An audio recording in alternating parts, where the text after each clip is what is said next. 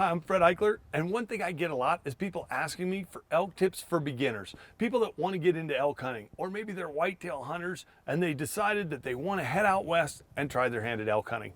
Well, first I want to let you know that if you've been unsuccessful, or if you go out and are unsuccessful, don't feel bad. Most people are. In the West, the average success rate runs around 15%. So if you want to be in that low percentage, there's a few things you want to know. Public land is a great place to go out and do some elk hunting. Poring over maps and figuring out how to get away from the trailheads. Most of the time when I've harvested elk in public land in Colorado, it's been over 2 miles from the beginning of a trailhead where other people could park. Because to be perfectly honest, most people don't want to go that far and work that hard to get an elk. So you want to have a good pack. You want to learn a little bit about woodsmanship if you don't know it, so you're comfortable camping or hiking on your own in the backcountry. And then you want to know some tips about elk hunting. And some of the tips that I'm going to tell you are pretty basic. A lot of whitetail hunters already know it, but it's even more important for elk. In other words, when I'm whitetail hunting, it's a little easier for me to control my scent. I can keep my clothes in a bag, or I can just drive, 100 yards and then to my tree stand or close to it, put my clothes on, and I'm only gonna walk 100 or 200 yards to my stand, and I'm not gonna get too sweaty.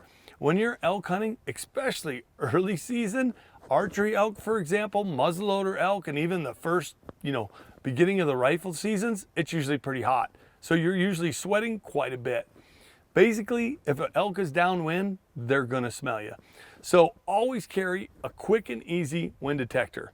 The winds and the thermals in the mountains are constantly changing, so you can't rely on them. A lot of areas you can go, well, the wind here is predominantly out of the northwest. Well, when you're elk hunting and you're going up and down little different draws and things like that, it can totally change. Now, you can rely on the fact that normally in the mornings, the wind is going down the mountain, so the thermals are moving down. As it heats up, as the sun comes out and the air heats up, those thermals turn around and start going up. So that is one general rule of thumb that you can rely on. The problem is when you start dropping into little canyons and creek bottoms and things like that, it totally changes. So one thing I tell everybody, whether you're a beginner or experienced, is a wind detector, something you can check the wind constantly. And I'm checking it when I'm elk hunting, sometimes every 30 seconds or a minute when I'm guiding elk hunters, because I have to know if an elk comes from this way, is it going to wind us? Or if I heard an elk bugle over there, can I move and set up on it? So a wind detector, super, super important. Another thing that I tell people that are beginning elk hunters is everybody's seen the videos and the TV shows, and I have too, where somebody will call or they'll rip out a bugle and this giant 6x6 bugles back and he walks right out in the middle of this huge open meadow and turns broadside. Well, that's just not real. That's not real for public land hunters, and it's honestly not real for the majority of the places on private land. A lot of the videos that you've seen and I've seen are on super expensive, they're places that the majority of us will never get to hunt. I know that because every once in a while I've gotten to hunt places like that, and it is not like where I hunt usually, and it's definitely not like the public land that I guide hunters on. So I tell guys, don't even worry about a bugle, because when you bugle, you can intimidate as many elk as you can attract. It's just like you've got a bull that's either gonna fight you or he's gonna run off. I don't want a bull to run off, even the little ones. I want to attract all the bulls so I can make the decision. I want to see them and decide if I want to shoot them or not. And sometimes even larger bulls, they're just not dominant bulls. They may not want to fight. They're lovers, not fighters. So they hear another bull or a dominant bull bugling, they're gonna go the other way. So although bugling's fun, it's fun to practice in the house or in your car going to work, I tell people the best thing you can do is learn to cow call. So there's a bunch of different cow calls on the market. Bass Pro and Cabela's carries a ton of different ones from all kinds of different manufacturers. Some of the easier ones are the handheld ones that have a reed attached to them. You can adjust just a band and you literally just blow through them.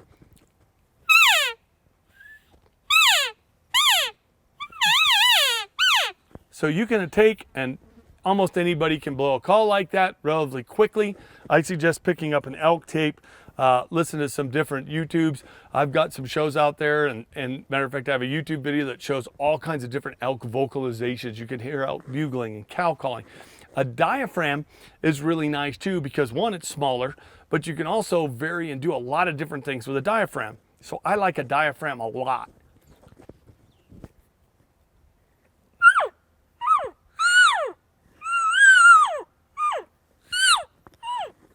Now, you'll notice I'm varying those cow calls.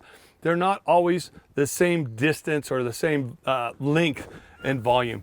An elk cow makes all kinds of different noises. And a lot of times when she's in the peak of estrus or she's really looking for some company, she'll kind of stretch those cow calls out.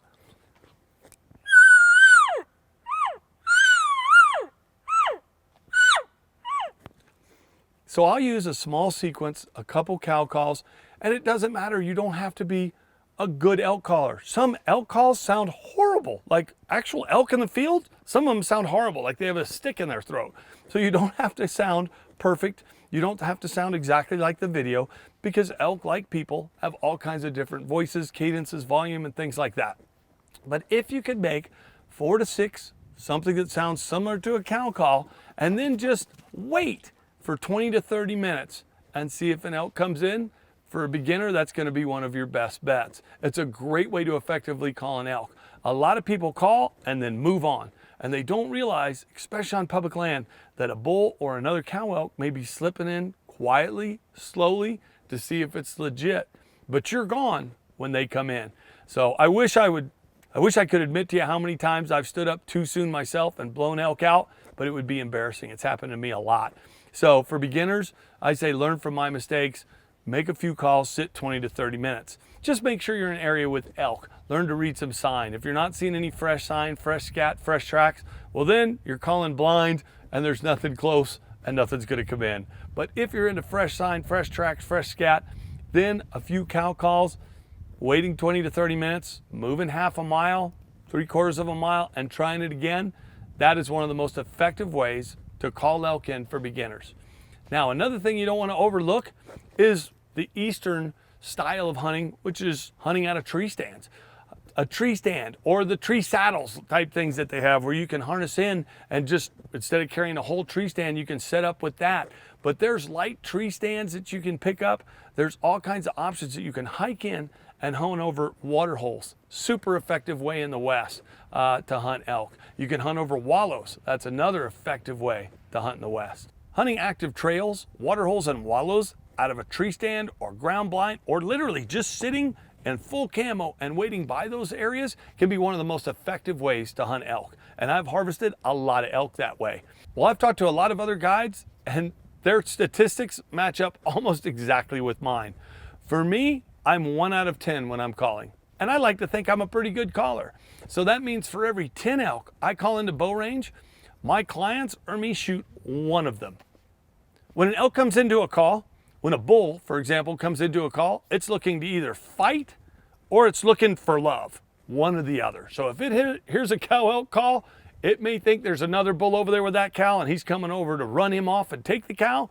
Or if he hears a bull bugle, or even if the cow calls, he thinks there may be a bull with her, he's running to run him off. So every single sense is alert. I mean, literally everything. So they're trying to see you, hear you, smell you. Every sense is alert. Now, when you're set up on a trail and an elk just comes walking by, you've got way better odds because they're not alert. They're not as tense. They're not coming in. You know exactly where they're going to be. They're going to be at that water hole right there, or they're going to be at that wallow, or they're going to be walking down that trail at 20 yards. When you're calling, that elk could come from 360 degrees. It could come in where you don't want it to. It could come in from downwind. It could come in from upwind. It could come in and see you. It could get into a position where you can't draw. It could spot you when you try and draw. But when you've got an elk walking down a trail or coming into a wallow or coming into a water hole, if you're set up in a tree stand, you've got a huge advantage, because hopefully you've already played the wind, you're downwind, and if they come in, they're in range. You've got the advantage on the wind, and you've got a calm elk. So for odds, I'm 1 out of 10 for elk that come into bow range when I'm calling, getting them harvested.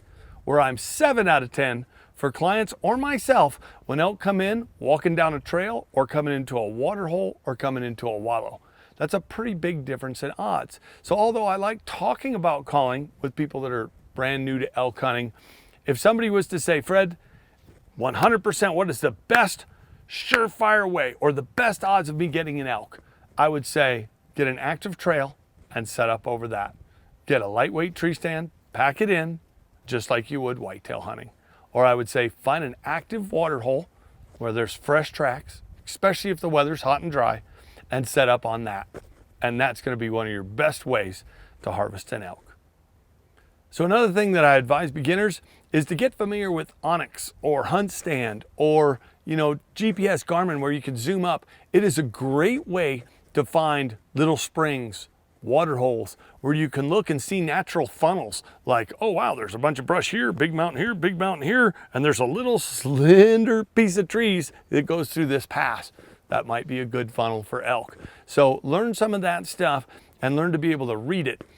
But don't even look within a mile or a mile and a half of a parking area on public land. That would be my advice. Start stretching it out a little bit further and be ready to do a little hiking if you want to be one of the 15% that harvests an elk in most western states, because that's about the odds is 15%.